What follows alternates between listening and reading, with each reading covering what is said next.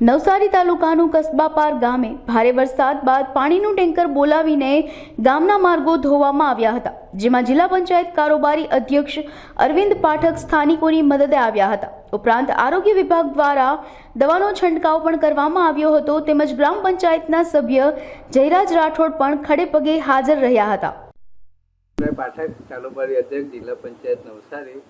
અમારા વાડી ફળિયામાં આરોગ્યની ટીમ આવી ગઈ છે અને એ લોકો દવા ને પાવડર જે ઇમ્યુનિટી પાવડર આવે એ બી એ લોકો છંટકાવ કર્યો છે. એમની કામગીરી ખૂબ જ સરાહનીય છે અને એ લોકોને માર્ગદર્શન આપીને કે જ્યાં જ્યાં કાદવ કિચડ છે ત્યાં બી એ લોકો પાવડર નાખ્યો છે અને ઘરે ઘરે દવા એ લોકો આપી છે.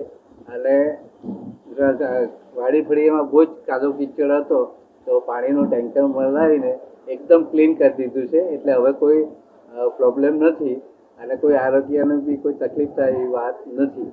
તો બધા જ વાડી ફળિયામાં સલામત છે. જેટલા બી ઘર છે, જેટલા બી માણસો છે એ બધા જ સલામત છે.